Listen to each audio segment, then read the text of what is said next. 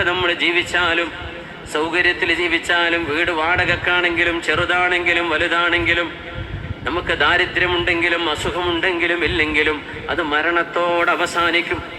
എന്നാൽ മരണത്തിന് ശേഷമുള്ളൊരു വിജയം അത് നമുക്ക് നഷ്ടപ്പെടുകയാണെങ്കിൽ അത് വല്ലാത്ത നഷ്ടമാണ്, നികത്താൻ കഴിയാത്ത നഷ്ടമാണ്.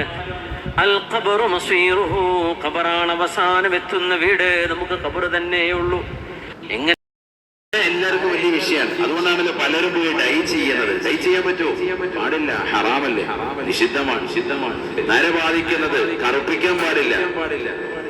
നല്ല മൈലാഞ്ചി നമ്മുടെ വീട്ടിലുണ്ട്, അത് കൊണ്ടുവന്ന് നല്ലതുപോലെ അരച്ച് റെഡിയാക്കിയിട്ട് വെള്ളത്തിൽ ചാരിച്ചിട്ട് അത് മുടിയിലിട്ട് കൊടുത്തു, താടിയിലിട്ട് കൊടുത്തു. അങ്ങനെ അതിലൂടെ എന്ത് ചെയ്തു? ചോപ്പിച്ചു. അനുവദനീയമാണ്. കറുപ്പിക്കാൻ നിൽക്കരുത്. മുടിയും താടിരോമങ്ങളും ഒക്കെ കറുപ്പിച്ച് പിന്നെ നമുക്ക് വലിയ ശുദ്ധിയും അല്ലെങ്കിൽ ചെറിയ ശുദ്ധിയിൽ നമുക്ക് ശുദ്ധിയാകാൻ ഉതുവെടുക്കാൻ വേണ്ടി താടിയൊക്കെ കഴുകുമ്പോൾ വെള്ളം പിടിക്കൂല. അതുകൊണ്ട് തന്നെ നിന്റെ നിസ്കാരം ശരിയാവൂല, ഒന്നും ശരിയാവൂല. ശരിയായില്ലെങ്കിൽ പിന്നെ എന്ത് ശരിയാവൂല? നിസ്കാരം ശരിയാവൂല, എല്ലാം ഹലാക്കായി.